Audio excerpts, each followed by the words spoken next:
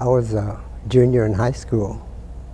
I was 16, and I stayed in the school until the day before we had to go to the Assembly Center.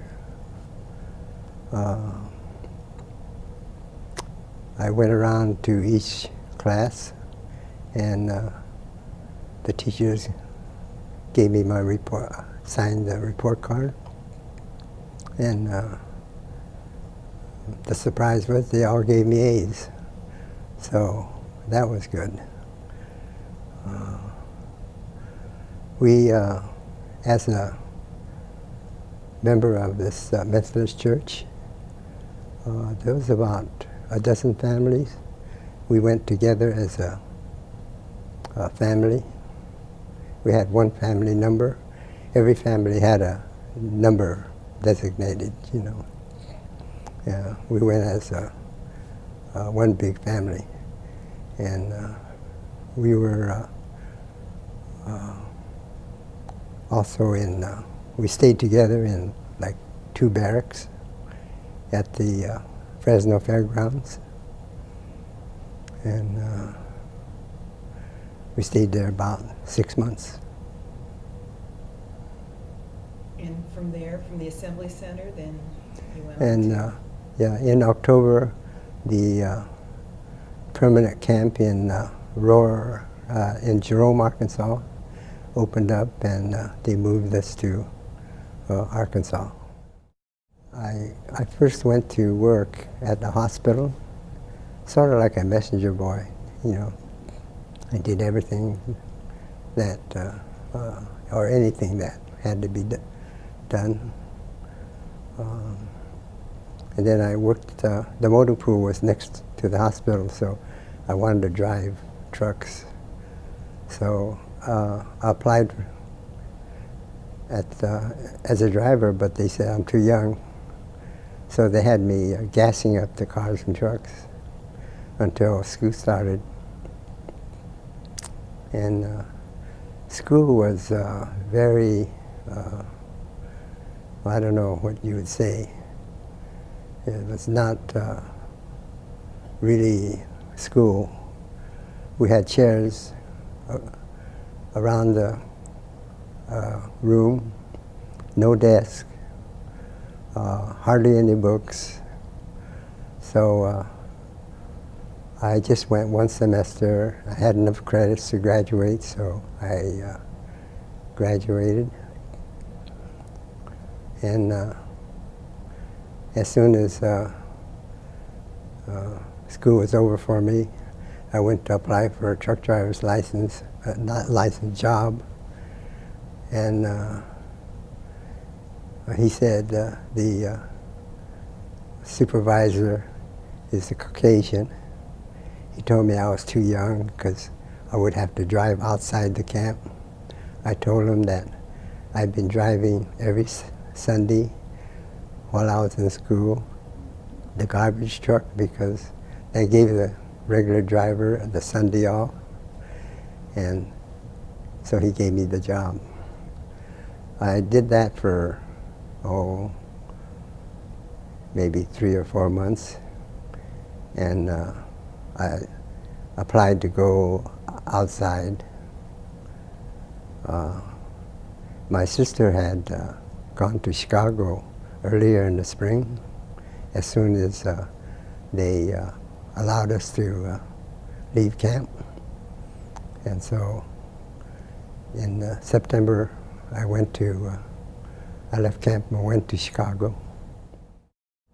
When I turned 18, while in Chicago, I signed up for the draft at the local draft board. And being of Japanese descent, they put me down as 4C, as an enemy alien, I guess. And so I was hoping that they would draft me because I wanted to go serve. My mother, while I was in camp, she told me, when they were asking for volunteers, I was still too young.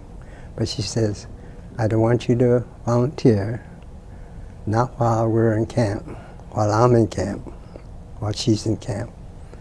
Because if I got killed, she couldn't stand it. She couldn't take it. But if I got drafted, it'd be a little easier. But I think she figured I'd never get drafted. But while I was in Chicago in January, they reinstated a draft for the Niseis, for us second generation Japanese Americans. And a month or so later, I did get a call from Uncle Sam to report to Camp Sheridan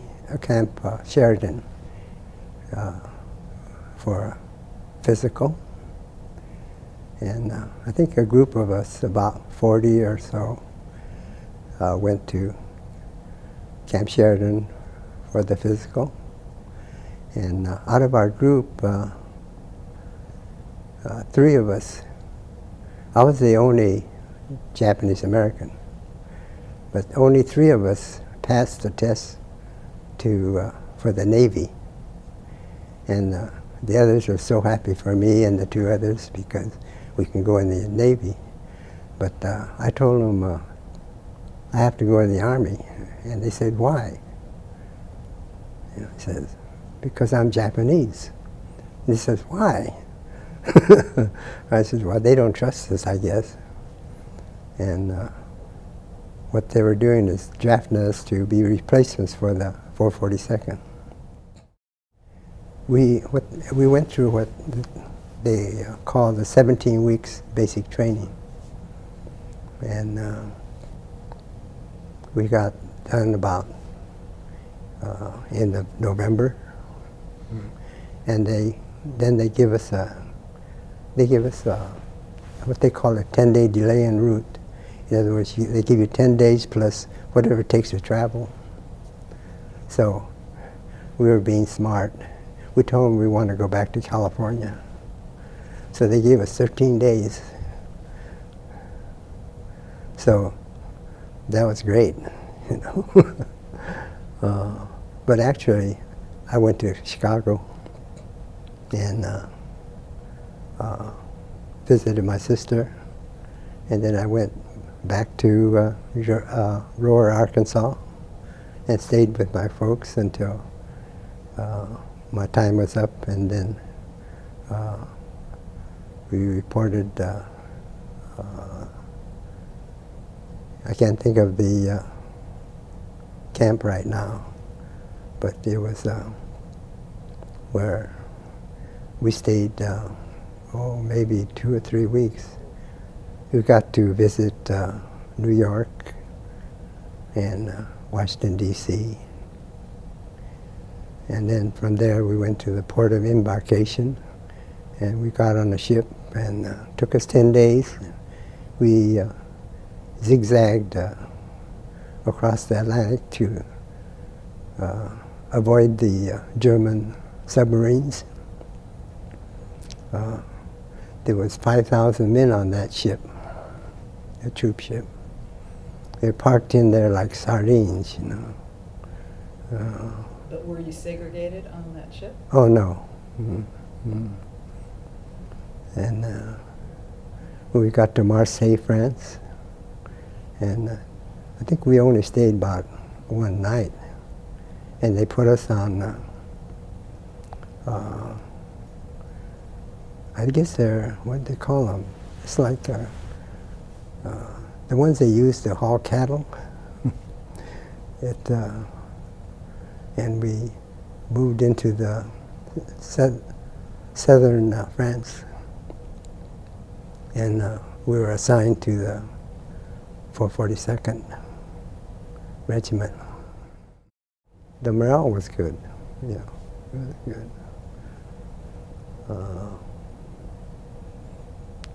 A lot of the men from Hawaii, they were happy-go-lucky, you know. it didn't seem like anything bothered them. No. And then the Free French Army replaced us. And so we went down to away from the front. It wasn't that far because we used to get shelled. Like one man returned to his room and his bed was gone. It was demolished, you know. I don't know how that hotel took it. I was having my teeth fixed one day, and the dentist, he had the drill. He had an assistant that it's like a bicycle, and he would pump and it'd generate the drill, you know. And right in the middle, the lights went out. I guess they must have hit, the Germans must have hit the right place, you know. And so the dentist finished my dental work with the aid of a flashlight, you know. But just to go away from the hotel, we had to time the shells coming in and run across this open lot to safety on the other side. And I was thinking, this is not worth it.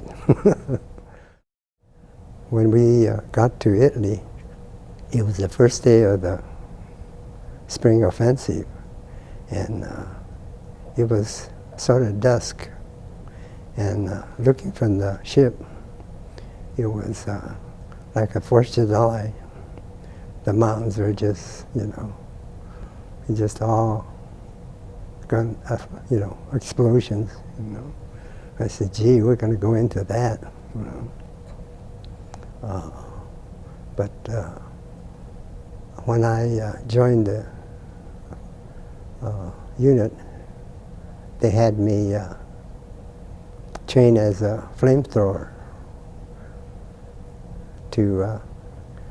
The Germans had fortifications, and they thought they'd use those flamethrowers to get, you know. And so I did that the first day. And then second day, I helped take supplies up to the front. And it took us like all night. One of our bunch was captured. One threw away their supplies over the mountain and ran and escaped. And we met the unit we were supposed to go to, and somehow we got back. And I thought, well, now I can get a good night's sleep. But after 3 days, the company I was assigned to came through, and they says, when they come through, you join them. So I didn't get to sleep that night either.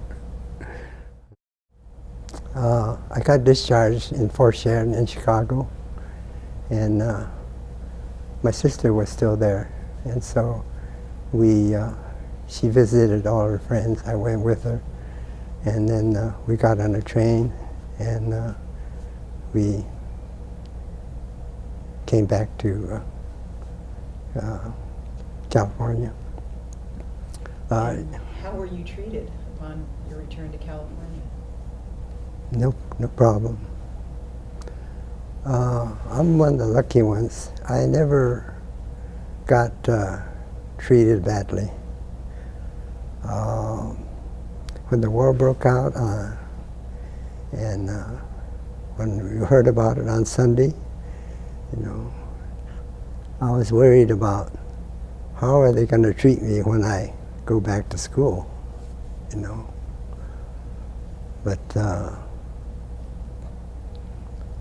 I went, and everything was the same.